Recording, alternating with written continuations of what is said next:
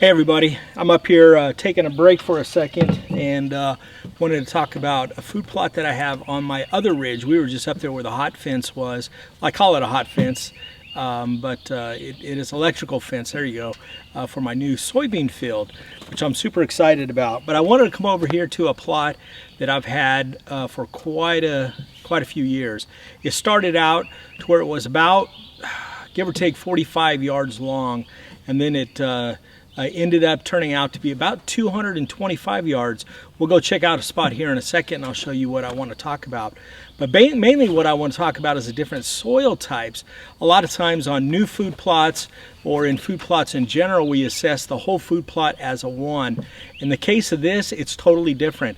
I've got behind me an area that's really thin soil, gets super hot, it's hard for things to grow on it, and then it starts dropping down into a saddle, and then in that saddle it retains a lot of moisture because we've got some trees blocking it out, got some leaf litter, so it again retains some of the moisture, and in that area it grows a lot better. And then as it's coming out is the new area or the recent area that I've opened up. Now with that we have a couple different issues. One of it is it was recently dozed. The other is I just came back a year later and removed about 7 to 9 trees that were in the way.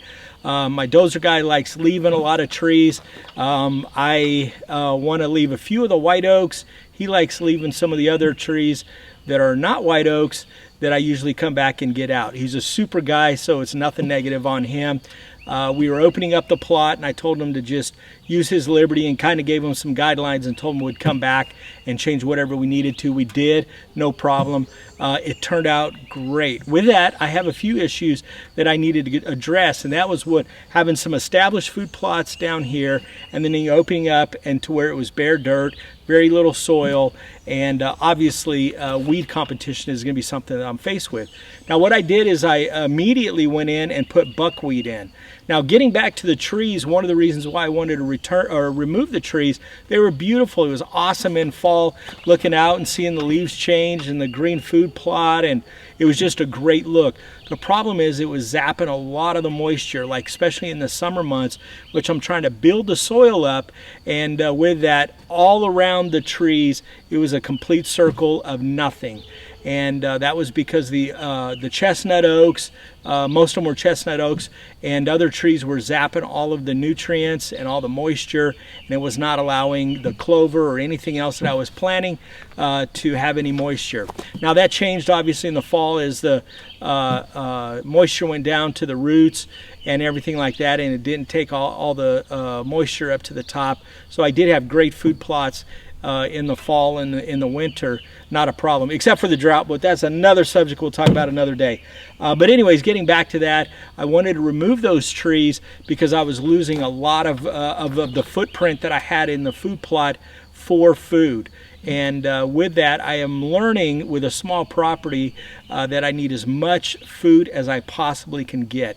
If I want to attract deer from other areas, I need as much food as I could possibly get, which we'll go over at another time. All the food plots. I have several, well, I call them micro plots. I think the largest one is this. It's right at about an acre. I need to remeasure it because, like I said, I've opened it up a little bit. But I think it's more about 8/10 of an acre. But it's somewhere real close about that. But I have a lot of them that are a quarter to a half or thereabouts. But again, a lot of micro plots. So with that, I wrestle with a lot of different soil issues. Getting back to this one over here, again, thin soil.